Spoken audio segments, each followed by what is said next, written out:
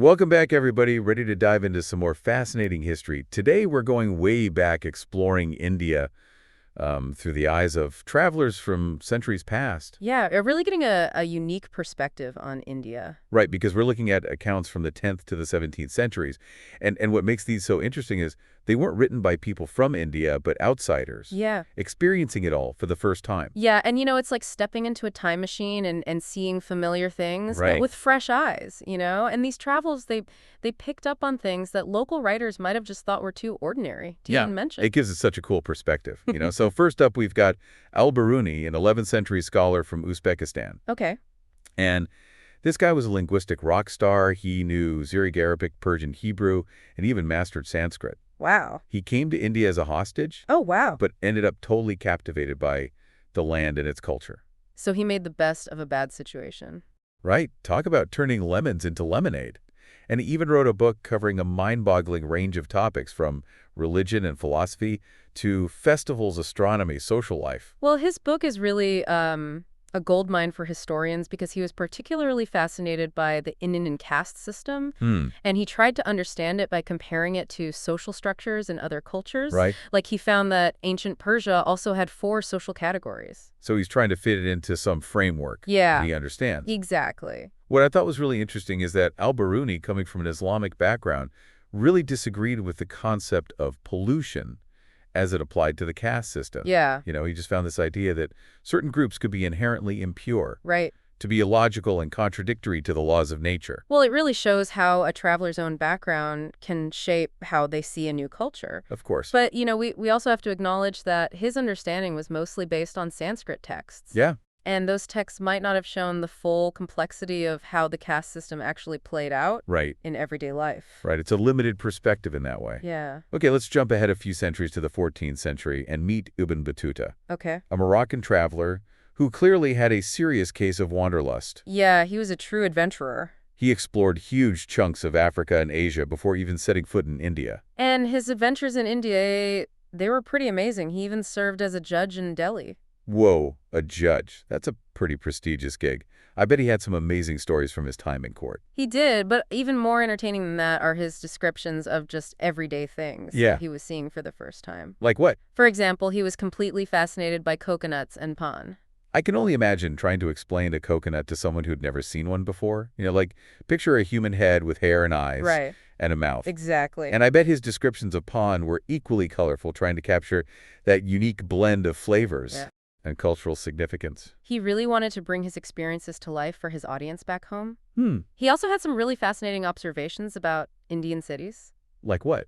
Well, he was impressed by the prosperity and the bustling markets of Delhi and Daulatabad, the variety of goods, Yeah. the constant energy. Yeah. But what really blew his mind was the efficiency of the Indian postal system. Really? He was amazed by how fast information could travel compared to the time it took to travel by land. That's so cool. It really challenges our image of a society that's, cut off Yeah. from the rest of the world. Exactly. There was clearly a very sophisticated network for communication and trade. For sure. Okay, you ready to time travel again? Let's fast forward to the 17th century Okay. and meet Francois Bernier, a French physician who is much more of a critical observer. Yeah, he spent 12 years in India, even working as a physician in the Mughal court. Wow. But unlike Ibn Battuta, who really seemed to embrace the newness of everything, Yeah. Bernier was constantly comparing India to Europe and often focusing on what he saw as its shortcomings.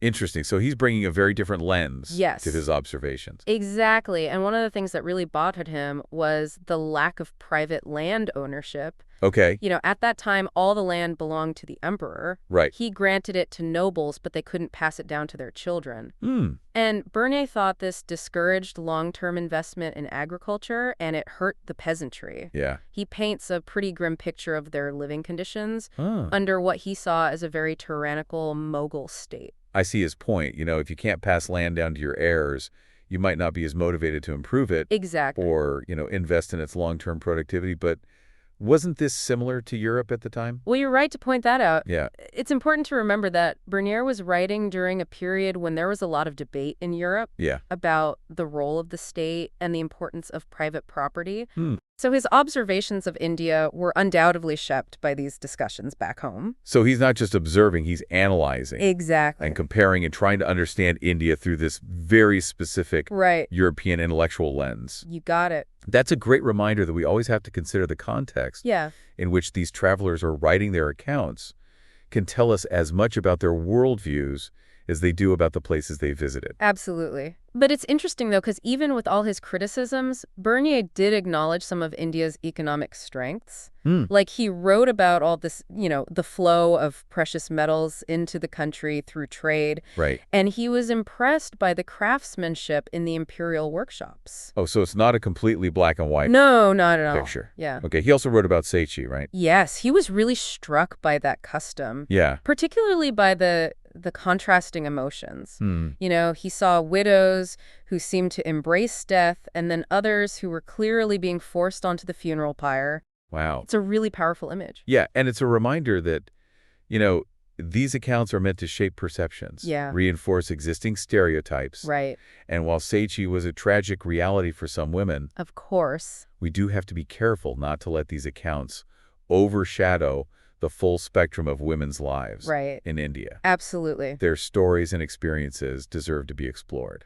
Yeah, and speaking of exploring different perspectives, it's interesting that we mostly have accounts from travelers coming to India. Right? But what about, Indian travelers who went out into the world? Oh, that's a great point. What were their experiences like? What did they observe? It's a whole other side to the story Yeah. that deserves to be explored. Absolutely. Okay, so let's go back to our three travelers. Okay. Were there any other, common threads that stood out to you? One thing that struck me was how all three of them grappled with the concept of time. Time. Yeah, like Biruni with his astronomy background. Yeah.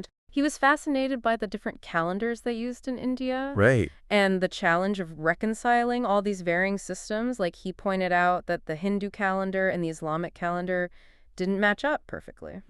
That's so interesting. I think we often take time for granted. Right. We assume it's a universal constant. Exactly. But clearly, it's much more culturally constructed Absolutely. than we realize. Yeah, and then you fast forward to Ibn Battuta, and he's got this whole different perspective on time. Yeah. He's witnessing history in the making, Right. He's traveling through the Delhi Sultanate, Yeah. observing all the political dynamics, Yeah. the challenges of ruling this vast empire. Wow, it sounds like he had a front row seat He did. to some pretty dramatic events. Yes, and his time as a judge? Yeah. That gave him a unique perspective on the legal system. Yeah, how justice was administered. Exactly. He provided a lot of detail about Islamic law in this multicultural context.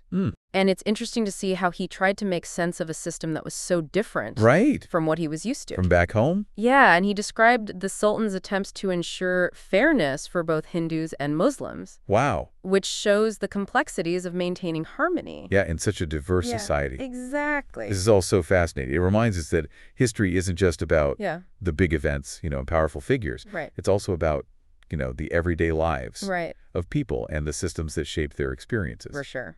Okay, so we talked about time, we talked about politics. Yeah. What about religion? These guys are encountering this whole new world of spiritual beliefs. Yeah, they were definitely captivated by the religious landscape. I bet. Ibn Battuta was really fascinated by Sufi shrines. Hmm. He talks about seeing these gatherings of Sufi devotees, and then he also documented his encounters with Hindus and Jains, really showing the coexistence of all these different faiths. It's like he's taking us on a spiritual journey He is. alongside his travels. Yeah. And what about Bernier? How did he approach religion?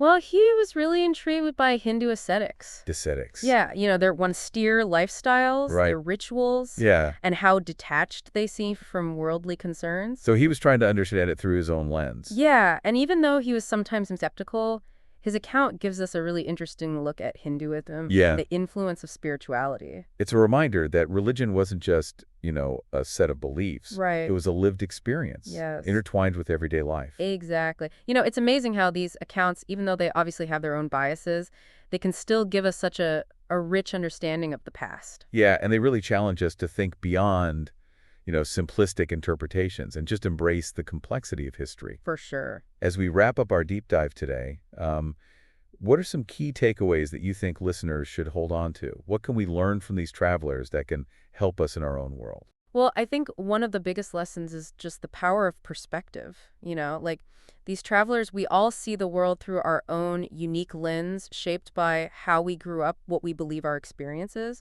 Hmm. Recognizing that is so important when we're trying to understand other people's viewpoints, and have meaningful conversations. It's such a good reminder that there are multiple sides to every story, Yeah, and there's rarely one right answer. exactly. And, embracing that kind of open-mindedness, it feels more important than ever It really in does. today's world. And along with perspective, I think these travelers highlight the importance of curiosity. Yeah, They were driven by this thirst for knowledge, this desire to explore, and to embrace new experiences, even when those experiences challenge their assumptions. right. And that's something we can all learn from. Yeah, that spirit of curiosity could be so powerful for all of us. Absolutely. It pushes us outside our comfort zones, makes us seek out new perspectives, and approach the world with a sense of wonder. It's about never losing that childlike fascination.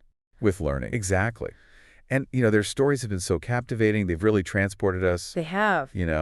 It makes me think about the power of storytelling itself. Yeah, their tales have endured for centuries. They capture our imaginations with their descriptions and their insights, and they make us feel like we're right there with them. Mm, Stories have this incredible power to connect us across cultures and time. I love that.